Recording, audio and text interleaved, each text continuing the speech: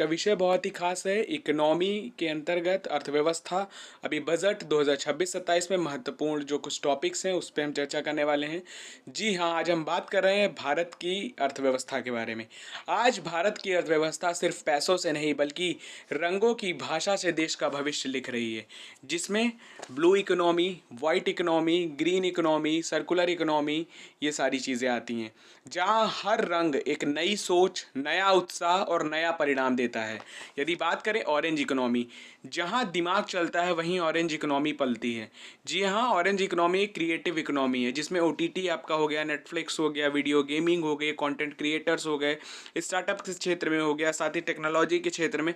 तो निश्चित तौर पे इस इकोनॉमी को बूस्ट अप करना, इसमें रोजगार सृजन करना सरकार का उद्देश्य है। तो ध्यान रखिएगा, इसके तहत ही सरकार ने अभी स्कूलों में 500 और लगभग विद्यालयों में 15,000 जो कंटेंट क्रिएटर्स की नियुक्ति के लिए भी बजट में लक्ष्य रखा है। तो ध्यान रखिएगा, एग्जाम की दृष्टि से भी इंपॉर्टेंट हो जाता है।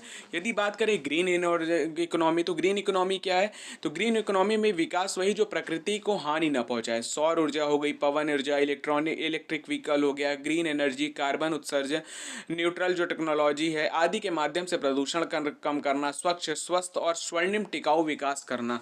तो ध्यान रखिएगा। इसके साथ ही साथ यदि अगली बात करें तो हमारे साथ क्या हो जाती है? ब्लू इकोनॉमी, यानी मत्स्य क्षेत्र में का मत्स्य पालन करना, समुद्री जैव विविधता का रक्षण करना, ऑफशोर एनर्जी आदि को का संरक्षण करना। तो ध्यान रखिएगा।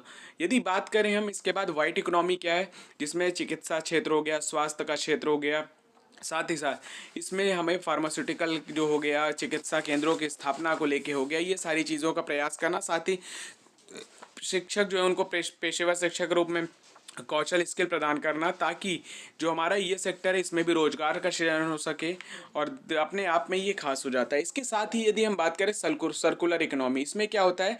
रिड्यूस, रीयूज और रिसाइकिल, यानी कचरा वेस्ट नहीं वेल्थ है, जो सरकार का खर्चा बचाता है। इसके माध्यम से ई कचरा प्रबंधन है, प्लास्टिक, यदि बात करें तो प्लास्टिक रिसाइकिल को लेकर लगातार काम किया जा रहा है। सतत मैन्युफैक्चरिंग, यानी सतत मैन्युफैक्चरिंग में मतलब क्या है? जो वेस्टेज हो रहे हैं उससे दोबारा हम प्रयास करें, ताकि वर्तमान पीढ़ी को बिना हानि पहुंचाए और भविष्य की पीढ़ियों के लिए संरक्षित किया जा सके।